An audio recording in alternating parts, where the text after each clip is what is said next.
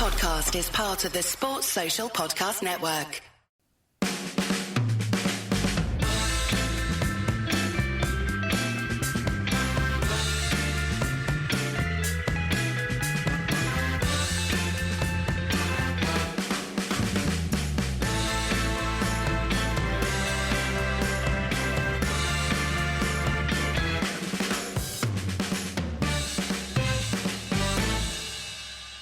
Wayne, how's it going? Ed, I'm bereft. I'm inconsolable. Bereft. I am inconsolable. I don't know what to do with myself because it's a massive disaster that United have dropped points. No, not talking to you. Yes. Talking to you is fine.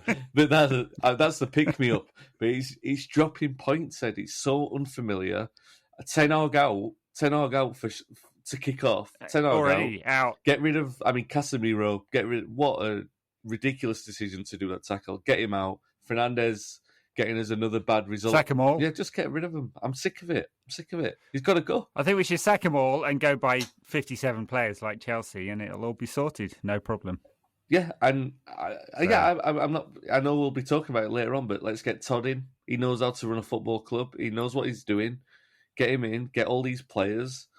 Loan some out because I've had enough. It's too much. It's too much to deal with. Yeah, get Bruno to Scunthorpe. That'll teach him, won't it? Yeah. Anyway, yes, the overreaction has been significant. I think to United's first draw in 10 games. But although, there was a lot to be disappointed with. I mean, of course, teams play badly, and United played badly. Yeah, just good first half, very poor second half. Really, the intensity only happened after Palace scored. So we had, 3 minutes of intensity in the second half. And it just looked like it was coming, the equaliser. And you get that sense that somehow United had just... it looked like it was coming. I wasn't exactly... There's a lot to be said for 3 minutes. One into the top corner from 30 yards out, but still. Yeah. United dropped off. I don't know what it was, whether it was a bit of complacency because it felt pretty easy in that first half. Yeah. Or whether it was tiredness, because it definitely felt like that some of that crept in. Yeah. But, yeah. Bad game. Happens. Yeah, it does. It definitely does. And, yeah, I don't think it was a good first half either, to be fair. Well, I remember being surprised by the quality of the goal, the incision in which they used it. Seemed very out of place for the first half. And it was a little bit disconcerting, to be honest, that they put a move with that kind of clarity together right at the end. And I felt that added to the second half lackadaisical performance because it was so slow and laboured. And I felt it was that way in the first half. And I don't know what it was, because I don't think Palace were particularly good in the first half. They were definitely a lot better in the second and probably... Sure. Definitely deserving of the point, regardless of how much United, we can say that we controlled the pace of it as slow as it was. And I do feel there was one eye on Sunday. I feel like the talk of the title race has got to the players' head. I think that was there, and it was kind of like a stick or twist kind of thing. We've got to win this. We're looking at Arsenal.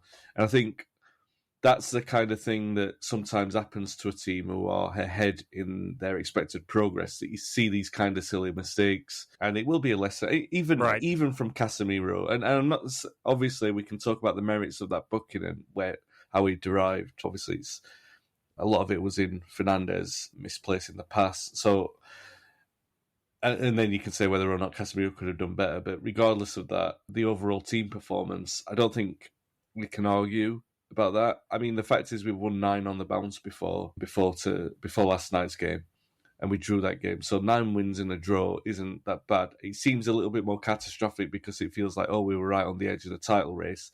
And we're not out of it. We've only played half a league season, and if we win on Sunday, then we're 3 points behind Arsenal. Is it 3 or 6? Yeah.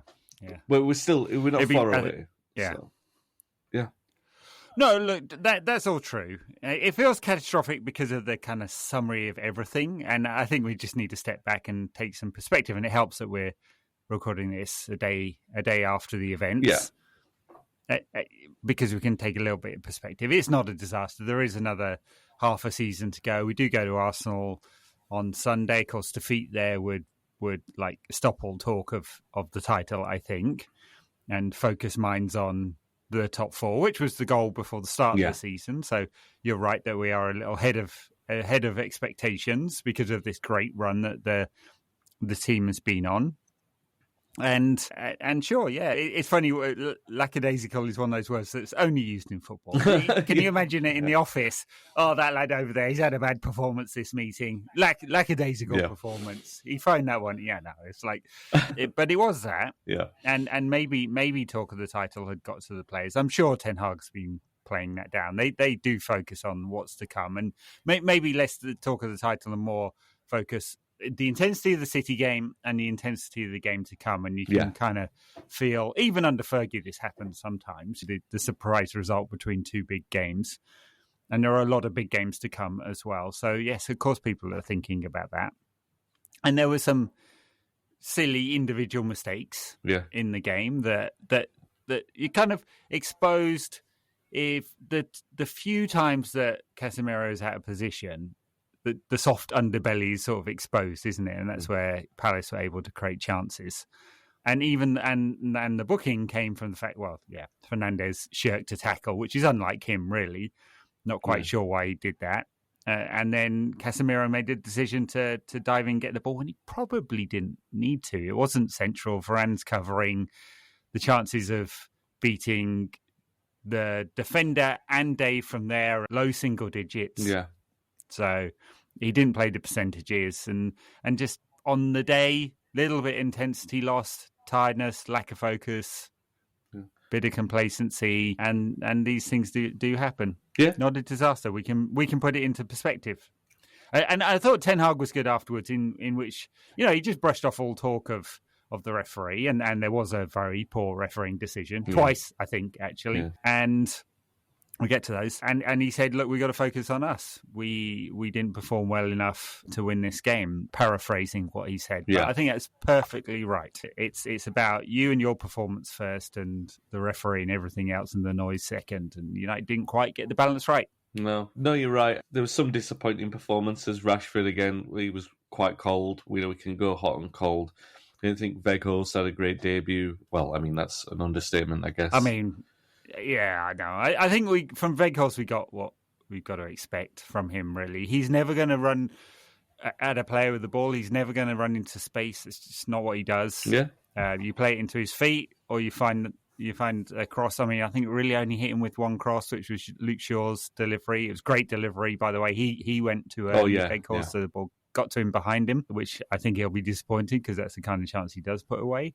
He is good, technically sound, for a big lad. Yeah. And so you can play the ball into him, but that does slow United up. Especially when you front three of Rashford who wants the ball into space, but was trying to do too much. And then Anthony, he just slows everything down. He reminds me, this might be an unfair comparison, it reminds me of Wolf Zaha, that first year we had him where he just took too much time on the ball all of the time. Yeah. And Anthony does that. He does the step over, rolls his foot over the ball when you're trying to break quickly and you're like, he's absolutely infuriating. I think, along with the schoolboy levels of last third intelligence, which are just think a lot of progress. I think with Anthony, he's not as quick as people thought he was, or that maybe he thinks that he is. There were a couple of times, and I've noticed it more frequently with him, but there was one, I think the one that you're referring to in particular, there was a break, and he seemed like he had a really good sort of, you would expect a left-footed player on the right to sort of cut across in front of his marker if he's got the pace to be able to do that.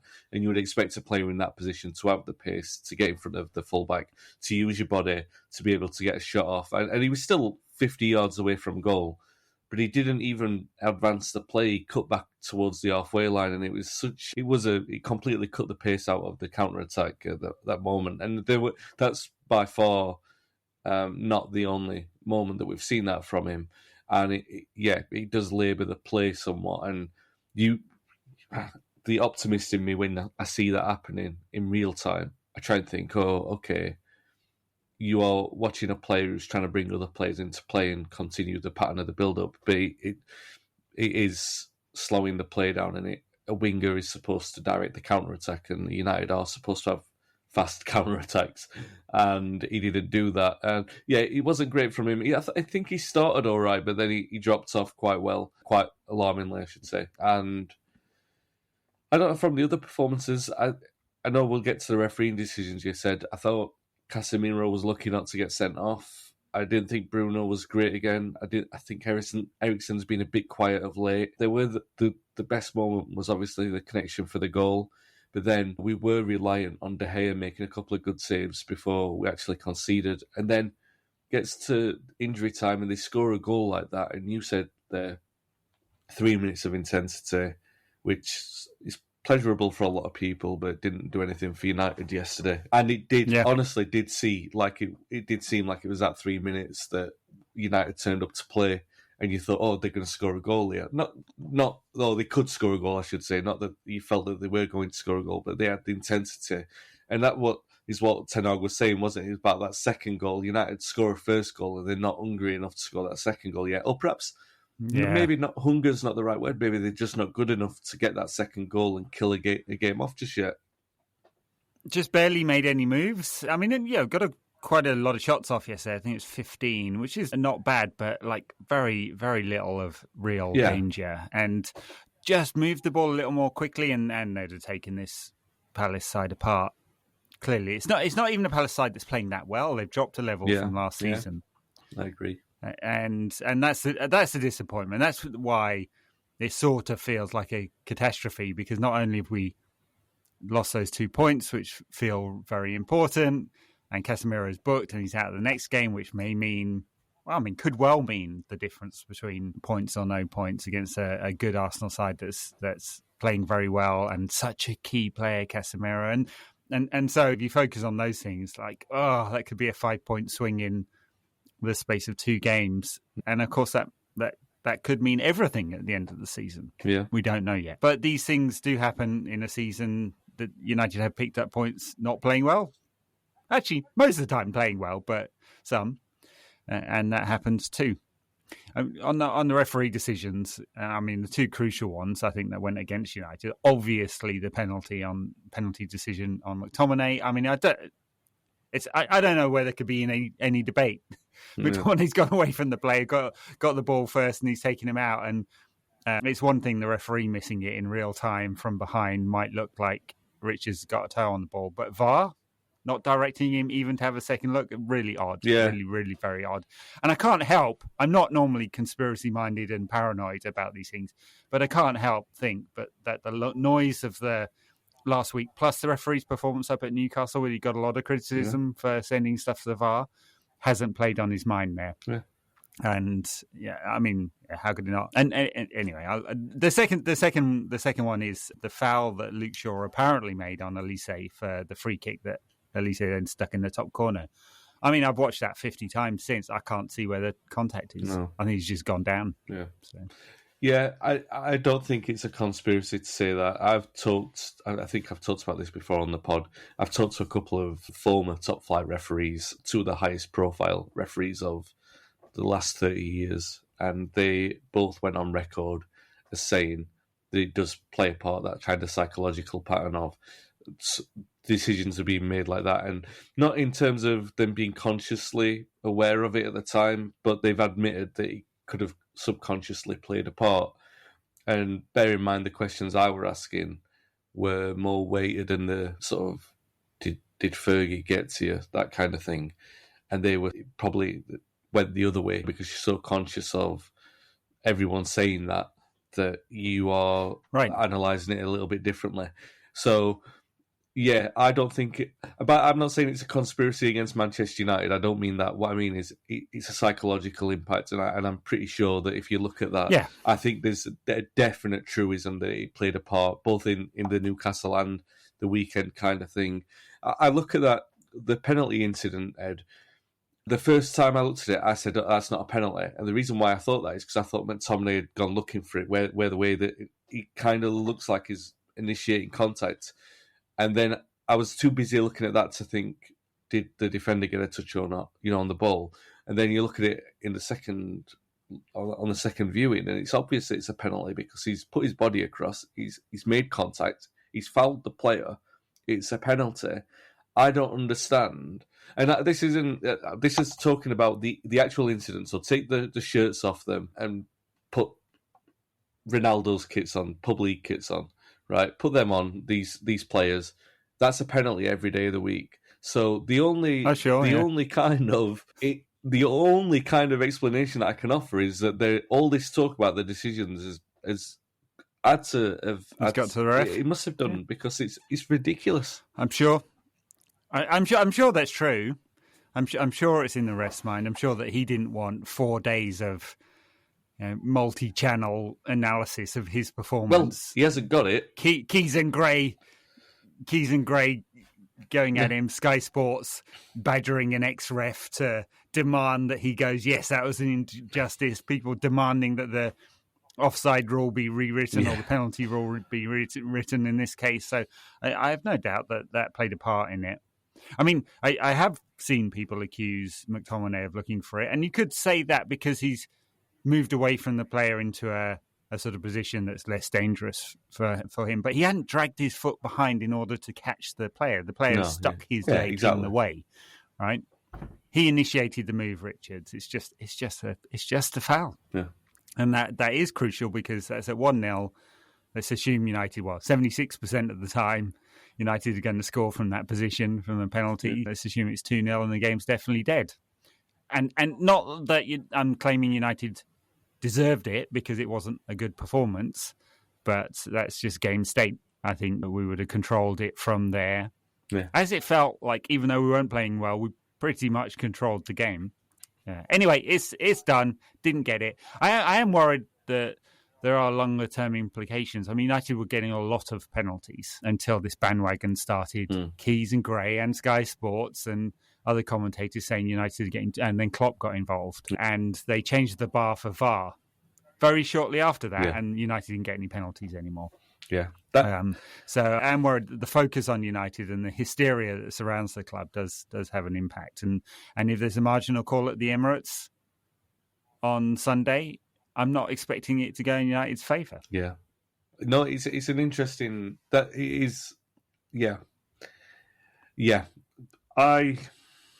Again, I guess that's kind of balancing act of, are you going down the conspiracy route kind of thing? But I do agree with what you're saying in terms of like this kind of thing where they start, the bandwagon in the media starts like saying certain things. Now, the point is that VAR is meant to be emotionless, right? It takes every amount of footballing idiocy and tribalism away from it. That's what it's then there to be. It's meant to be black and white. It's meant to be application of the law regardless of bias. And it is not that. It isn't that, unfortunately. And the problem, I always had a problem with VAR at the start, or things that were interfering, taking it away from the referee on the field, because if you can't make it perfect and inarguable, then I don't think that saying it's an improvement is enough. Do you know what I mean? Because if you've still got, I agree. Somewhere along the line, somewhere along the chain, if you've still got someone's bias coming in at some point or other, then it either complicates the matter if you've got someone in VAR having an argument with someone else because they're disagreeing with the decision based on whatever reason, which isn't to do with the law, which is to do with some preconception, to do with how many penalties some team has had in the past, then you are just complicating unnecessarily a competition. Yeah. So, well, I do think that. So we've had. Let's take these two things over the last couple of days, right? One, the offside against City, or not offside in the case. In that case, that's actually there's first the binary thing: is he ahead of the play or not, and which phase? Right? Those are all binary. And then there was the subjective piece that said, what is the intent and what is the impact on other players? Right? And that piece was subjective. And I think there it needs to go back to the referee to have a look at that. And he can make that subjective call. Right? And there the technology is just aiding the referee.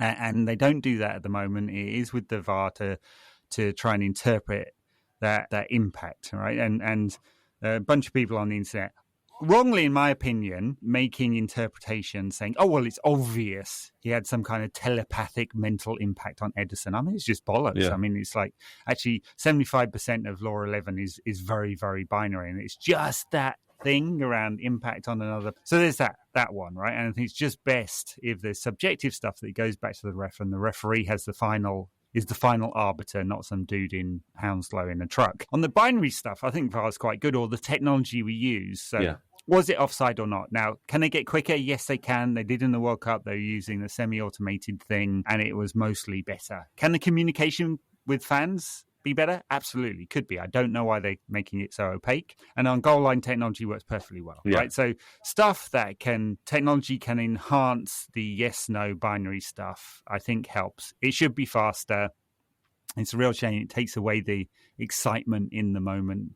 And then the subjective stuff, if it's going to help the referee, and on balance, it's better that the referee gets the decision right than the game carries on and flows. And we're not always on the right line of that balance, I don't think. Right side of that balance. Then I think it should be sent back to the referee. And the foul on McTominay should be sent back to the referee. And I just find it shocking that you have a guy in Hounslow who's decided that there's no case to answer there. And there's no chance there's a mistake. And the bar is artificially set high. And that's what I was saying about how they changed the way that they set the bar for VAR to intervene. Yeah. Why wouldn't you intervene? I mean, it just doesn't make any sense. Yeah.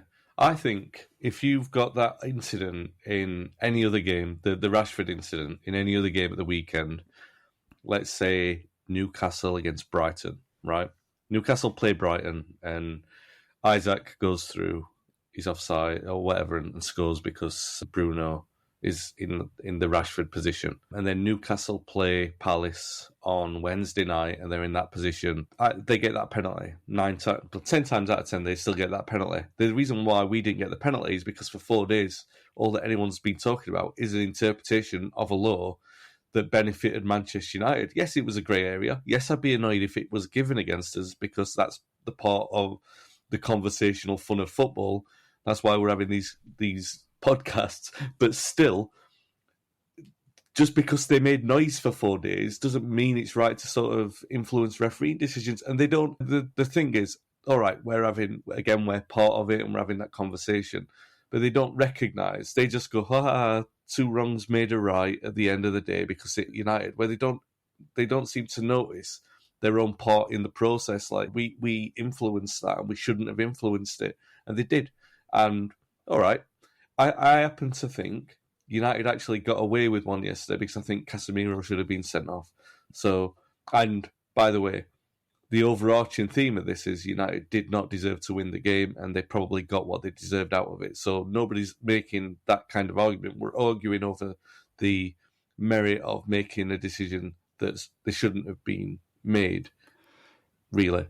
Yeah, well, no, true. Look, again, United didn't deserve to win yesterday because they played badly, and that's the most important thing, and that's what Ten Hag said after the game. So, no arguments there. We're discussing the details. I'm not sure. I mean, it's one of those marginal ones. I'm not sure that Casemiro is so wildly out of control or it was dangerous that it merited a red, but people could argue that. I have seen other people argue that. Maybe so. It would feel a bit on the soft side for me, but there you go. He didn't. He's just going to miss the one match, and he won't miss another one until he gets another 5 bookings. Yeah, because one game too early as well. Because after the halfway point, it shifts to 10 bookings to get a card. So that's part of the injustice as well. He'll miss a game when we've had to play an extra round of games. Arsenal didn't have to play this midweek. United will be more knackered, so there feels like I mean, it's not an injustice. It's just how the fixtures lie, but 2 quirks of the fixture list mean that United get less rest, and also that extra game is the one before the second half of the season. It means the booking comes into play. One more game, and he wouldn't have got a suspension for that 5th yellow card. That's the Queen. There you go. Queen has got a lot to answer for. Them's the breaks. Yeah, she has. Fuck's sake. Get her in front of the Sky cameras and demand an answer. Yeah. Oh, God. Well, yeah, you're probably right. Do you know what? I think it's just watching it in real time. I thought, we could get sent off there, do you know? And right, he didn't quite do an Eric Bailly, did he? No.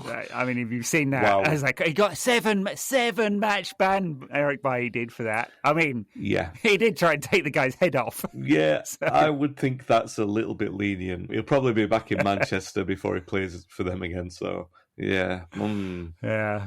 Classic Eric. Oh, yeah, you forget he's still a United player. Jeez. That's one to sell.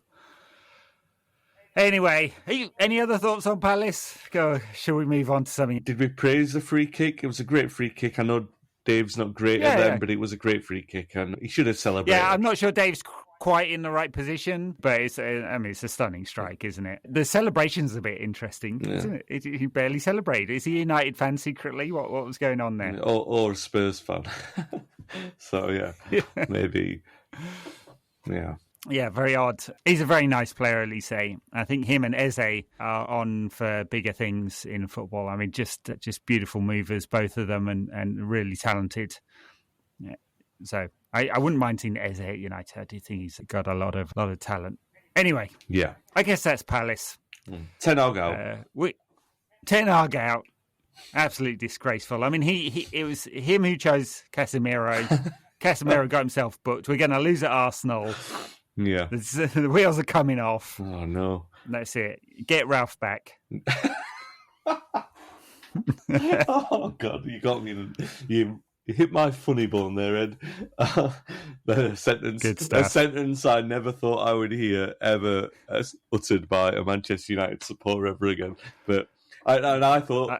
I'd rather have Wreck-It Ralph back than... I spent an intro and 20 seconds at the end of a wrap-up saying what I thought would be the most ludicrous thing that you would hear on this podcast, and then within seconds you bettered it. Well done. Well done.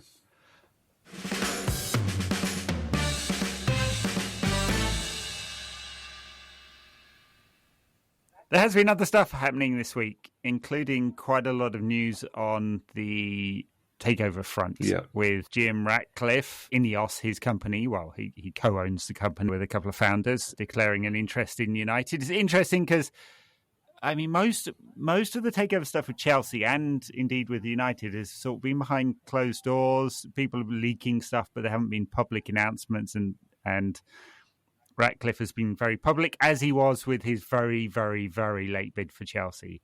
This time round, I do wonder the tactics here. It's interesting. I wonder whether it's to try and corral some other investors to get on board to show he's serious. But obviously, it's garnered a lot of interest because, hey, it's Manchester United, it's a takeover. He's a United fan. He's getting on in years.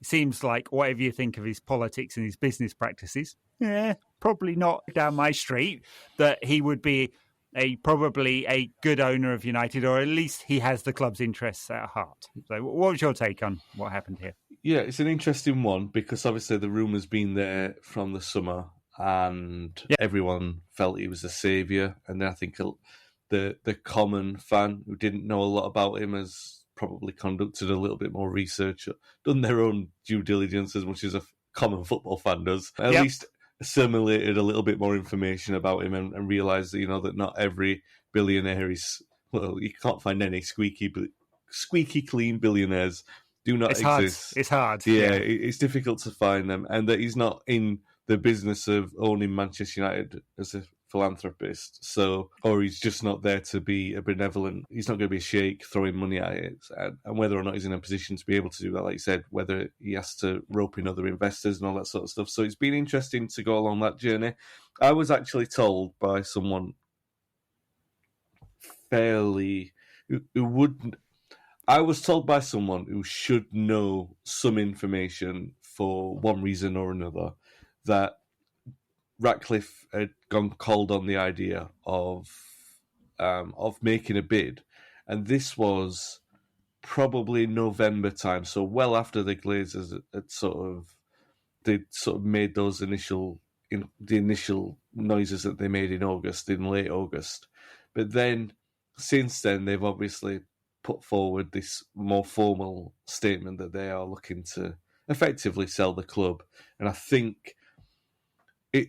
The thing that's interesting to me is that he's come out first. You mentioned there that he went in late with the Chelsea bid, but he's come out first here. So that at least shows to me that he is serious, because you would expect if there were 3 or 4 people making these offers and they were all making their names known, that it might get lost in that. So to come out first and to he might be trying to smoke out other investors, but at least he's come out with a serious statement. he was the first name or the biggest name linked with the biggest individual name linked with a takeover in the summer, and now he's come out and put his cards on the table and said, "Yes, I am interested in a takeover of United. We're exploring that possibility." So, I think from my perspective as a fan, in the sphere of knowing that we do not have squeaky clean billionaires, knowing that there will be rights and wrongs to pick from all of the owners, I think Ratcliffe's as sound a choice as any that are on the table from what has been suggested. But my own interest is that the club, regardless of how much money's pumped in, I want to see the club self-sufficient, and it can be that, and it can compete if it is that. Now, the other things about investment in the stadium, investment in infrastructure, yes, I would like to see that, and that it'd be very nice if someone came in and gave Old Trafford, because I'd ideally like to keep Old Trafford. Someone came in and poured money in to make that a great a facility again, poured money into the playing staff, cleared all the debts, cleared all the playing transfer debts, and then started afresh. Great, but as long as we're in a position where we're self-sufficient, there are other things like that. I know that sounds like I don't want the best for the club. I do want the best for the club, but I just think as long as it's self-sufficient, as long as that the big anchor of the big debt is relieved, then I will feel comfortable that the club, I'll feel more comfortable than I do now, and I feel like that's the least that I could expect from anyone who takes over the club. And I should also mention the other caveat is that I really sincerely hope that nothing is done to alter the infrastructure in terms of the playing staff and everything that's around the actual football operation at the moment. I think is really sound, and I joked earlier about Todding. I don't want a Todd doing the kind of things that they've done. So that's where I stand on it. That's right. United have definitely moved in the right direction on the football infrastructure, as you say, the structure around the club. Whether they're the right personnel or not, I mean, that would be up to a new owner to decide whether he's got the best in class. Is Murtagh that? No idea. But, well, that's fine. As long as the structure is there, then players come and go, staff come and go, and United would be self-sufficient on the financial side of things. I mean, I think United are ranked 4th in the Deloitte Money League this year. It's often called the rich list, but it's revenue overtaken by City. You can question whether all of that is real, and I think you should question whether all of that is real, given we have very publicly seen what they did in the early days of City to let's say, burnish their commercial operations, and their commercial operations are ridiculously large for the nature of the club. Liverpool have overtaken United. That feels more realistic to me because they are a very big club with a huge global fan base. They do command sponsorship contracts in the same kind of region as United. They were slower at getting, and United are a couple £100 million ahead of Arsenal in terms of revenue, which again is real because of the size of United versus Arsenal. And all that plays into what you were saying, that United are perfectly able to be self-sufficient with owners who don't take money out, don't have to pay dividends, as I expect a new ownership group to be, and aren't paying interest on a debt that never decreases. The stadium is a different question. It is a really difficult one for anyone to answer because the new financial sustainability rules don't exclude capital expenditures in the way that they do now. Right, so anything that United do on the stadium front, unless it's a donation, right? Jim pulls £1 billion out of his back pocket to renovate Old Trafford and says, "Hey, I'm just gifting this," or it's sold to the owner, as has happened with a lot of Championship clubs, which is a big red flag normally. In order to do that, to get it off the books, maybe Manchester City Council can do us a solid. Yeah, that's right. Yeah, they can do it for us. Yeah, that would be helpful. Only fair. Exactly. Don't you think? So it is a difficult one. What I would suspect will happen, and United fans might not like this, is that a new ownership comes in, they pay whatever they pay, they clear the club of debt, and then they take out a bond for £1 billion for renovations or 1.5 to 2 billion. Let's say 2 because it would be a bigger stadium than, say, Tottenham, Yep. to build a new stadium. And they'll take out a very long-term bond to do that. And economically, that will work out. And it'll work out better with a new stadium than a renovation. And again, United fans won't like that either, because that would be a brand new stadium. United are lucky in that they have the space. They could build it on the car park next door to the freight depot. And so there has been some foresight there, I would say, in getting all that land. And in fact, it would be a clearer space. Again, I don't think any of us actually want Old Trafford to be demolished and a brand new stadium to be built. There's 100 odd years of history at Old Trafford. But the economics, I suspect, and getting ahead of myself here, point to a new stadium, because you can build the kind of facilities that allow you to generate new money, whereas renovating Old Trafford won't do that in the same way. Yeah. But we'll see. That's down the line. On Ratcliffe, I mean, he could, if he liquidated all his assets, afford to buy United with cash. He's not going to do that. He's built a company. He's not about to sell all his interest in Ineos in order to buy United. It will be a joint bid with others, some of his cash and some private equity. Yeah. And there was even talk this week of the private equity group that has lent money to both Real Madrid and Barcelona, hundreds of millions of euros. I mean, they are long-term mortgages against TV revenue and commercial revenue in Barcelona's case. Yeah. There's a question about they getting involved. That would be equity, not debt. If they got involved, they would own a piece of United. And I think all these things, again, point to a full takeover, not some part-time investor. I know QSI, that's the Qatari sovereign wealth fund, sports-related sovereign wealth fund that owns PSG, is looking around the Premier League to take a minority stake. The problem is the kind of minority stake that would pump a couple $100 million in wouldn't change the fundamental economics of United. No.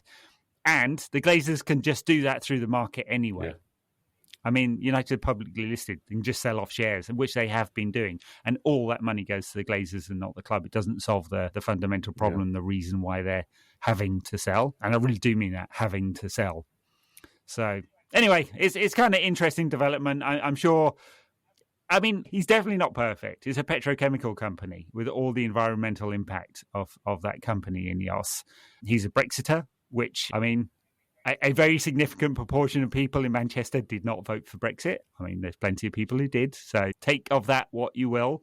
I don't think that actually, not my politics, but it doesn't exclude him in my mind from being a Manchester United owner.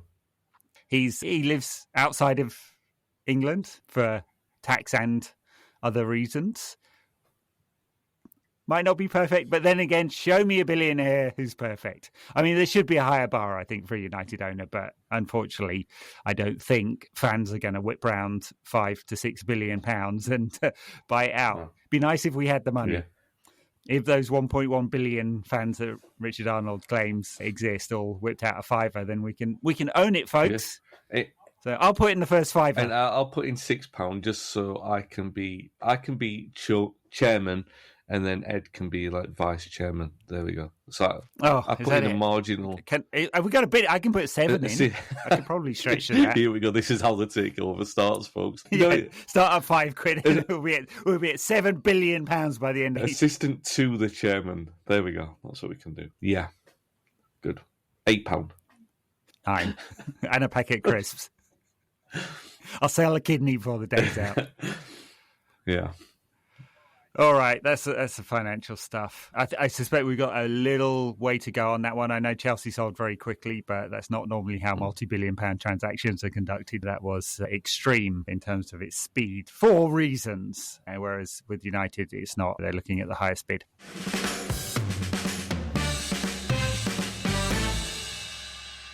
No question about that. It's supported by you, our listeners, through patreon.com/NQAT pod, where you can get access to our weekly ad-free bonus episode talking about football around the Premier League and Europe.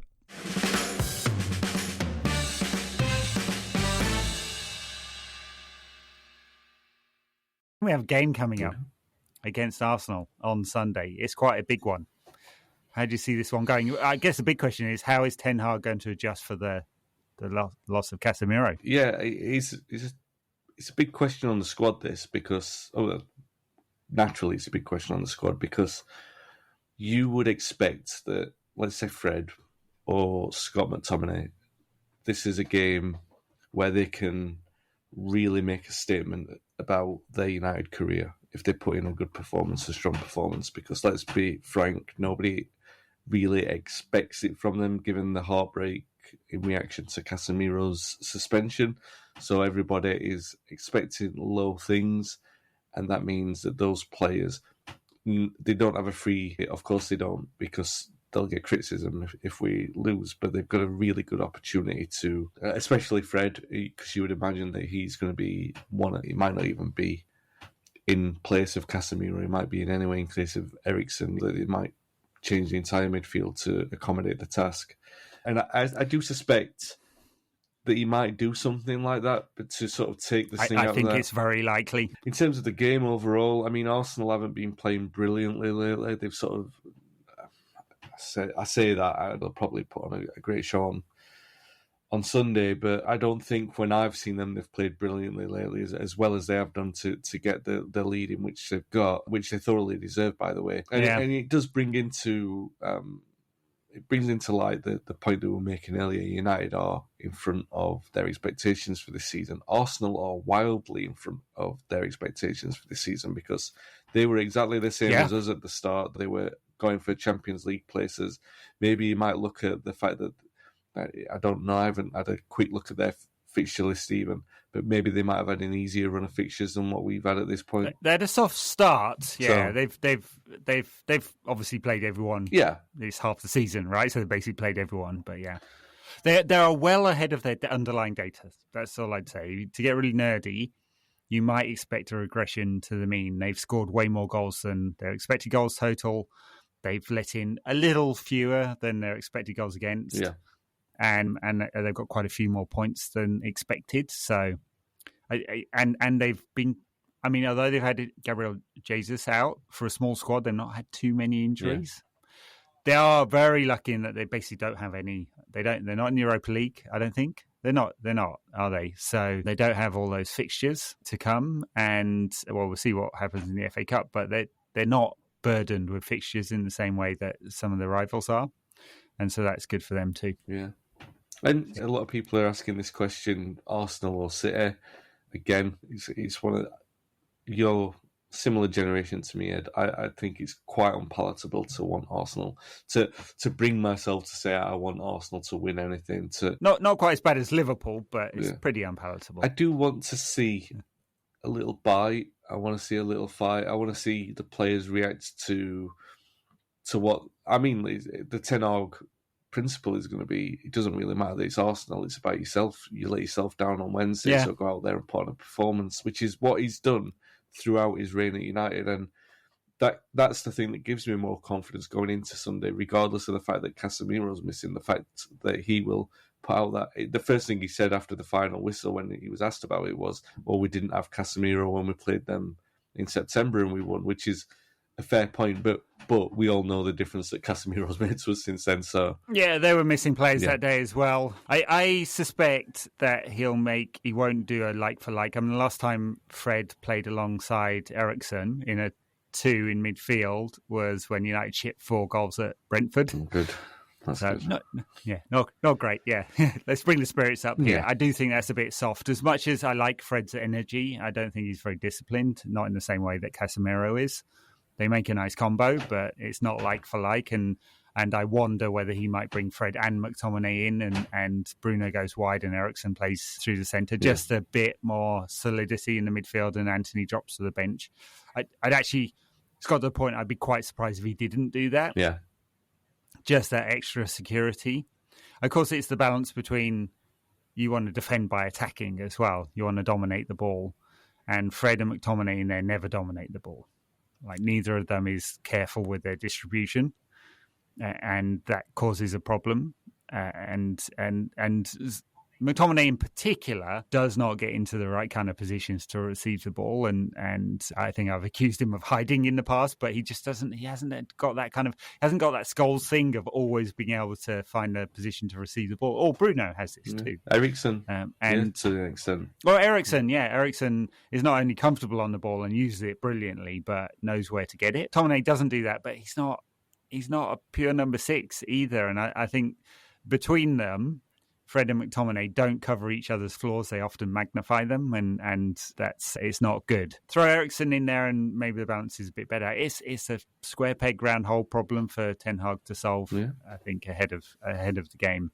And he's going to want to find a balance between dominating and defending, and it's a really difficult one with Fred and McTominay. I think that's why Casemiro being out feels such a disaster. There's alternatives. I mean, Shaw's been playing so well at centre-back that he might want to play Martinez in a holding midfield role. I've seen him play there. I see people say it. I'm just offering... I'm offering... maybe even a 5-man defence. He might, do it that way. And haven't seen that at all, have we, under Ten Hag? He switched to them for when we've seen out games. So he did it against City for a few minutes, and I think he's done it in a couple of other bigger games, like maybe Liverpool at home. He did that as well. So he's done it for a couple of them. I'm not saying that it's something that I expect to see, but then again against City, he started short centre back and he left Martinez on the bench and he put Fred in midfield, and they were things we didn't expect to see.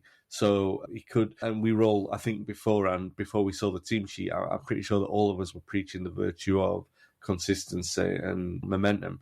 We weren't saying make any big changes like that, and he did. So maybe now he's more familiar with the team that he could spring a surprise. And yeah, I mean, I know it sounded right at the start. I was being fatalistic. I'm not completely lost on... I don't even think I'm completely lost on the idea of us winning on Sunday. I think we've got a fair chance. And I'm like we've said at various points this season, when there's been a challenge for Ten Hag, rather than feeling downbeat about, look at the options that he's got, I've been curious to see what he's going to do. And I'm still in that boat. And maybe I'm feeling more comfortable being in that boat because we are ahead of expectation and because it's nice to talk about being in a title race, but I still believe that if you're not in a title race, you got to get to 30 games and then it's a title race. You can't be in a title race in 10 games a season or 20 games. I think it's a little bit too early to judge. Yeah. So I feel that maybe a little bit of the leeway that I'm giving Ten Hag is the fact that we are higher than what I expected us to be. We're a lot more comfortable. We're a lot more settled, and we look a lot more defined as a Ten Hag team than what I expected us to be.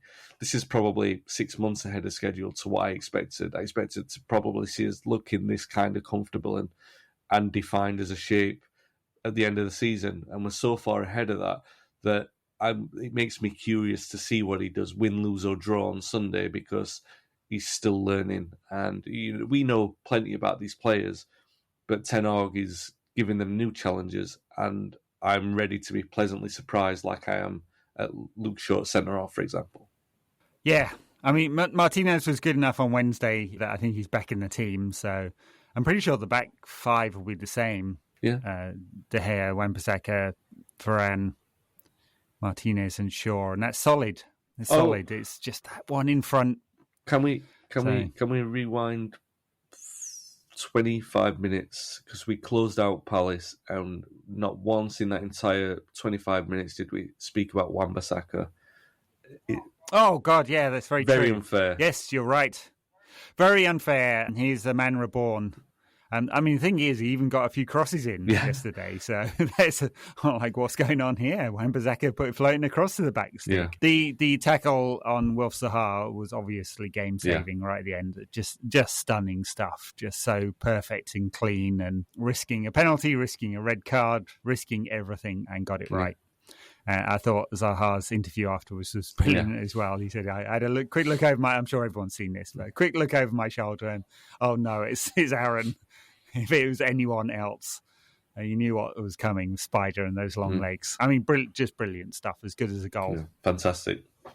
And I'm just here to apologise to Aaron. I'm sure he's listening, so sorry that we didn't mention it first time round. Yeah. And look, good for him. It'll be interesting. So many players have improved under Ten Hag. Can he add that thing in the final third? Not only the delivery, progression of the ball, which he does pretty well with the ball at his feet, but progression through passing, which he doesn't do at all. And it's really, really bad. And it's one of the reasons United have been looking all over Europe for a new right back. But if he can add some of that, maybe United don't need to go out and spend, and he has a future at the club after all. I'm not sure anyone could have predicted that 2 months ago. Absolutely not. But fair play to him, because what we need in this squad to sound like a 1980s pub league manager, we need character, and he's shown that. So fair play.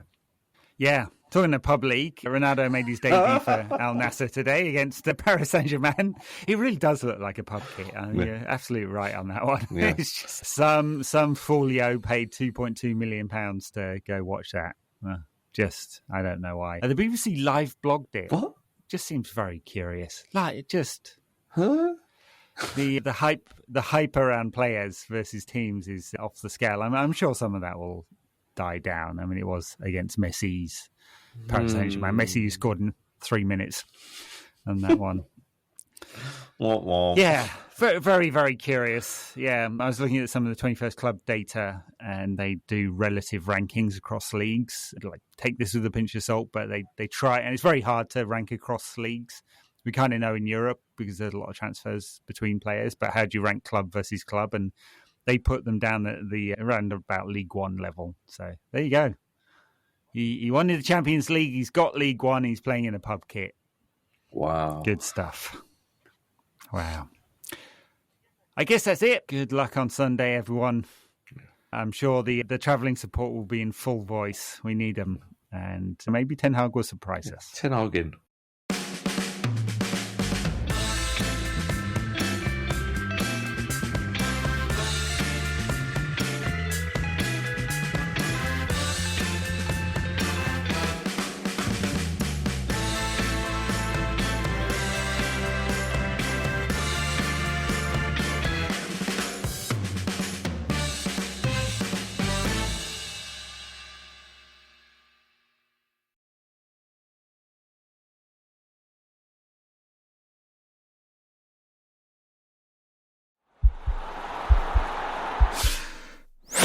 This podcast is part of the Sports Social Podcast Network.